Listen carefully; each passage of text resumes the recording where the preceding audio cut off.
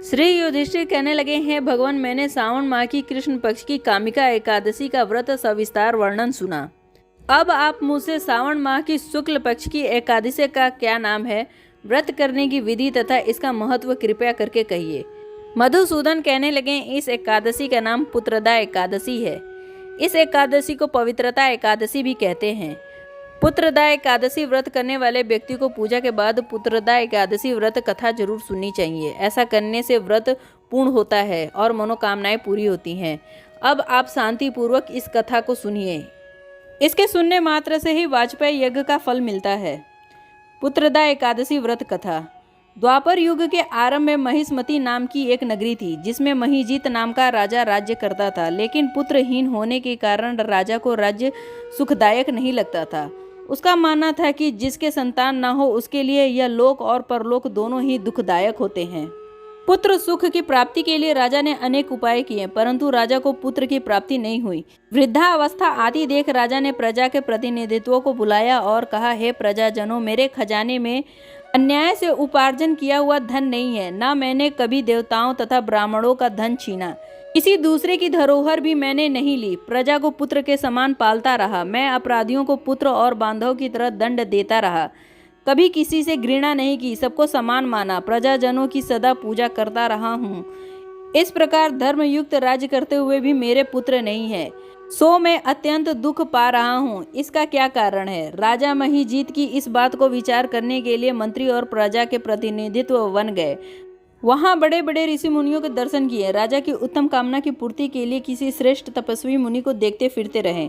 एक आश्रम में उन्होंने अत्यंत वयोवृद्ध धर्म के ज्ञाता, परमात्मा मन में लगाए हुए निराहार, जितेंद्रिय, जितात्मा, जित क्रोध, संतान धर्म के गुट तत्वों को जानने वाले समस्त शास्त्रों के ज्ञाता महात्मा लोमेश ऋषि को देखा, जिनका कल्प के व्यतीत होने पर एक रोम गिरता था। सबने जाकर ऋषि मुनि को प्रणाम किया। उन लोगों को देखकर ऋषि मुनि ने पूछा कि आप लोग किस कारण आए हैं। निसंदेह मैं आप लोगों का हित करूंगा। मेरा जन्म केवल दूसरों के उपकार के लिए हुआ है, इसमें संदेह मत करो। लोमेश ऋषि के ऐसे वचन सुनकर सब लोग बोले, हे ऋषि, आप हमारी बात जानने में ब्रह्मा से भी अधिक समर्थ हैं, अतः आप हमारे इस संदेह को दूर कीजिए। महिष्मतीपुरी का धर्मात्मा राजा महिजीत प्रजा का पुत्र के समान पालन करता है, फिर भी वह पुत्रहीन होने के कारण दुखी है। उन लोगों ने आगे कहा कि हम लोग उनकी प्रजा है, अतः उनके दुख से हम भी दुखी हैं।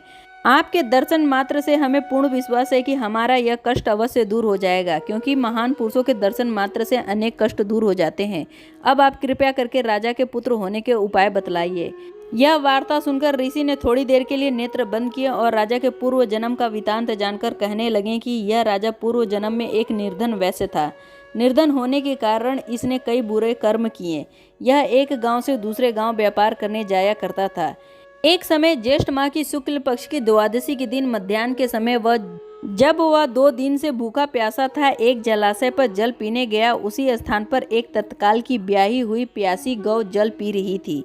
राजा ने उस प्यासी गाय को जल पीते हुए हटा दिया और स्वयं जल पीने लगा। इसीलिए राजा को यह दुख सहना पड़ा। एकादशी के दिन भूखा रहने की वजह से वह राजा हुआ और प्यासी गौ को जल पीते हुए हटाने के कारण पुत्र वियोग का दुख सहना पड़ रहा है। ऐसा सुनकर सब लोग कहने लगे कि हे ऋषि, शास्त्रों में पाप का प्रायश्चित भी लिखा है, अतः जिस प्रकार राजा का यह पाप नष्ट हो जाए, आप ऐसा कोई उपाय बताएं।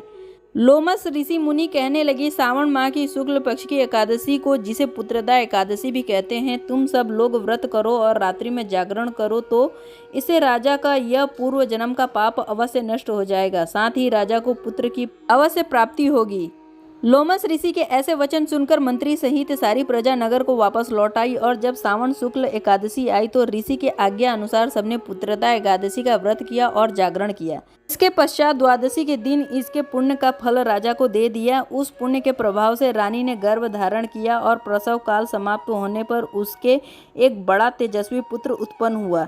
इसलिए हे राजन, इस सावन शुक्ल एकादशी का नाम पुत्रदा पड़ा। अतः संतान सुख की इच्छा हासिल करने वाले इस व्रत को अवश्य करें। इसके महत्व को सुनने से मनुष्य सब पापों से मुक्त हो जाता है और इस लोक में संतान सुख भोगकर परलोक में स्वर्ग को प्राप्त हो जाता है। पुत्रदा एकादशी व्रत पूजा विधि। एकादशी तिथि को सुबह स्नान आदि से निवृत्त हो जाएं, घर के मंदिर में दीप प्रज्वलित करें। इसके बाद भगवान विष्णु का गंगा जल से अभिषेक करें। भगवान विष्णु को पुष्प और तुलसी दल अर्पित करें। अगर संभव हो तो इस दिन व्रत भी रखें। पूजा के बाद भगवान की आरती करें। इस पावन दिन भगवान विष्णु के साथ माता लक्ष्मी की भी पूजा करें। इस दिन भगवान का अधिक से अधिक ध्यान करें। पुत्रदा एकादशी व्रत का शुभ मुहूर्त। एकादशी तिथि प्रारंभ 26 अगस्त 2023 शनिवार शाम के 6:54 पर। एकादशी तिथि समाप्त 27 अगस्त 2023 रविवार को शाम को 5:02 पर। व्रत पारण का समय 28 अगस्त 2023 को सोमवार को सुबह 5:57 से 8:31 तक। ऐसी और जानकारी के लिए चैनल को लाइक करें और सब्सक्राइब करना ना भूलें। धन्यवाद।